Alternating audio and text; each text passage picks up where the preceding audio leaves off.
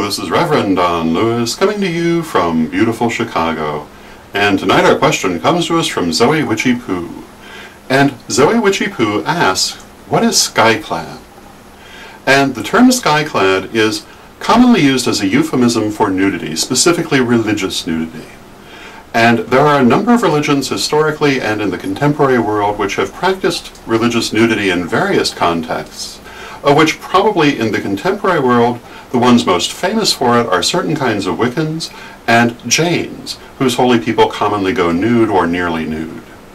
And for the Jains, this is a symbol of renunciation of the world, and in Wicca it is a symbol of the holiness of the body. And in a way these are related ideas, in a way they're very different ideas, but they both have to do with the idea that the things around us in the world detract from our holiness, that we are as we were made, and to approach deity in the way that we were made is the purest way to approach deity.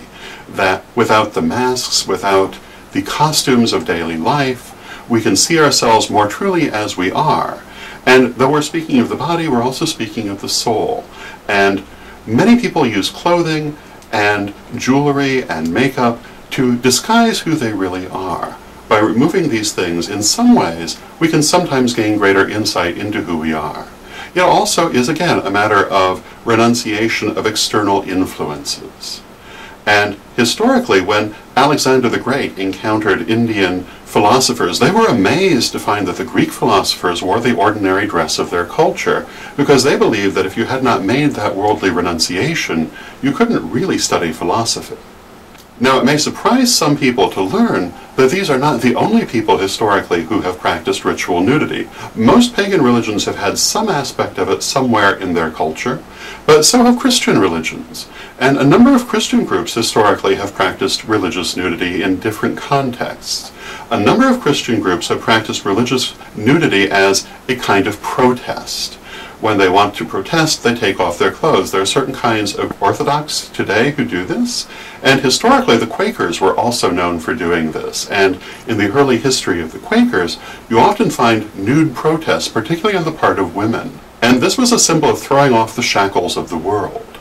And you'll also find groups such as the Adamists or the Adamites, who were a kind of Christian who believed that approaching God in the nude as they were made was recapturing the innocence of the Garden of Eden in Christian mythology.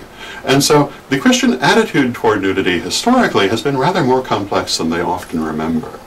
So I hope that answers your question, and until next time, may you blessed be. Hi, I'm Terry the Stone Lady. For all your crystal and stone needs, come to witchschoolstore.com.